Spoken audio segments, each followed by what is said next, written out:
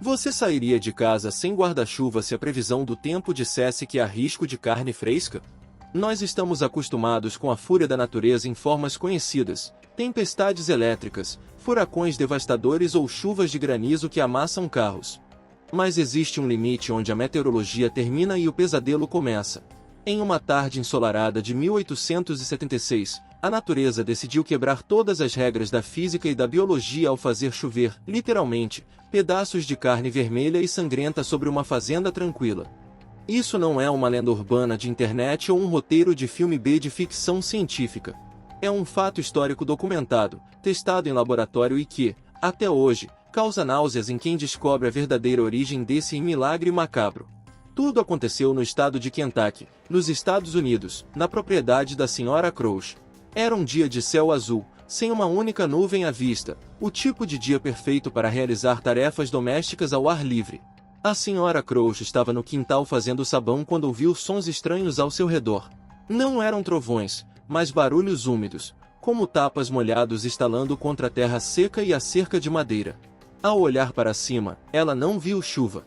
Ela viu pedaços vermelhos, variando de pequenos fragmentos a tiras de até 10 centímetros, caindo do nada. O céu estava limpo, o sol brilhava, e pedaços de carne crua se acumulavam na grama do seu quintal. O pânico inicial deu lugar a uma curiosidade mórbida que se espalhou como fogo pela vizinhança. Em questão de horas, a fazenda dos Crouch estava cheia de curiosos, repórteres e céticos. A área atingida era considerável, quase do tamanho de um campo de futebol, coberta por aquela substância misteriosa. Ao tocar no material, ele era pegajoso, úmido e tinha consistência inconfundível de tecido animal. Parecia bife, cheirava a carne fresca e, exposto ao sol, começou a apodrecer como qualquer cadáver faria. Mas de onde aquilo tinha vindo? Não havia aviões na época, não havia explosões registradas em matadouros próximos, lembre-se, não havia vento forte. Foi nesse momento que a história tomou um rumo que desafia o nosso estômago moderno. Dois homens locais, talvez movidos por uma bravura estúpida ou por uma falta de senso de autopreservação, decidiram que a melhor maneira de identificar o material não era olhando, mas provando. Sim, eles pegaram a carne que caiu do céu, que estava no chão sujo, e a comeram. O veredito gastronômico deles foi surpreendente, não tinha gosto de carne de vaca. Segundo os degustadores do Apocalipse, o sabor era muito mais parecido com veado ou carneiro. Essa afirmação só aumentou o mistério. Se fosse vaca, poderia ser uma vaca que explodiu em um tornado distante. Mas veado? A comunidade científica da época entrou em colapso tentando explicar o fenômeno. Amostras foram recolhidas e enviadas para químicos e patologistas. As teorias variavam do ridículo ao cósmico. Alguns jornais sugeriram que a Terra havia passado por uma nuvem de carne cósmica ou restos de um meteorito biológico. Outros, mais religiosos, clamavam que era um sinal divino, uma espécie de maná sangrento mandado por Deus. Mas as análises de laboratório trouxeram uma peça fundamental para o quebra-cabeça: o tecido não era apenas músculo. As amostras continham cartilagem, mais especificamente, tecido pulmonar. Pedaços de pulmão de cavalo ou de uma criança humana, segundo algumas análises preliminares aterrorizantes da época.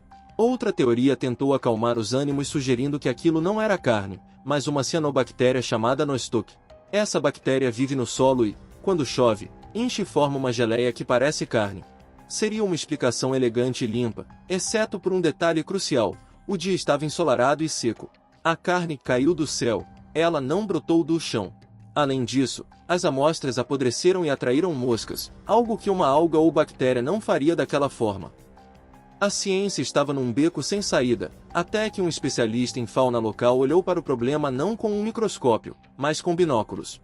A revelação, quando veio, transformou o mistério de algo fascinante em algo absolutamente repugnante. A chave para entender a chuva de carne de Kentucky não estava no espaço sideral, nem em tornados invisíveis, mas em um comportamento de defesa muito específico de uma ave comum na região: o urubu. Urubus, especificamente os abutres americanos, têm um hábito alimentar voraz. Quando encontram uma carcaça, eles comem o mais rápido possível e em quantidades absurdas, enchendo o papo até quase não conseguirem se mover. Acontece que, se um bando de urubus é surpreendido ou precisa fugir rapidamente logo após um banquete, eles enfrentam um problema de física: estão pesados demais para voar. A solução evolutiva para isso é instantânea e nojenta: vomitar. Para decolar e escapar de um predador ou de uma corrente de ar súbita, o urubu ejeta todo o conteúdo do estômago para ficar leve novamente.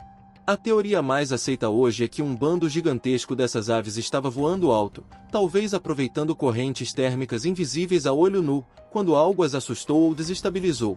Em um movimento sincronizado de pânico, dezenas, talvez centenas de pássaros vomitaram ao mesmo tempo lá no alto. O que caiu sobre a Sra. Crouch e seu quintal não foi um milagre, nem um meteoro. Foi uma chuva de carne semi-digerida, pedaços de cavalos ou veados mortos que haviam sido engolidos e depois regurgitados a centenas de metros de altura. Isso explica o gosto de veado que os homens sentiram, explica a presença de cartilagem e tecido pulmonar, partes moles que os urubus adoram, e explica por que os pedaços eram pequenos e retalhados. Aqueles dois homens que provaram a carne para desvendar o mistério não comeram um presente dos céus. Eles comeram, literalmente, vômito de urubu que choveu sobre suas cabeças. O grande mistério de Kentucky foi resolvido não com a descoberta de uma nova física, mas com a compreensão nojenta da vida selvagem. Essa história nos deixa com uma lição de humildade sobre a nossa busca por respostas. Nós adoramos olhar para o céu e imaginar alienígenas, sinais divinos ou fenômenos cósmicos grandiosos. Mas, às vezes, a resposta para o inexplicável é puramente biológica, terrena e suja. Da próxima vez que você sentir uma gota cair do céu em um dia de sol, é melhor torcer para que seja apenas água de um ar-condicionado. Porque a história nos ensina que, se a natureza quiser, o cardápio pode ser muito mais indigesto. E você, teria a coragem daqueles homens de provar o desconhecido apenas para saciar a sua curiosidade?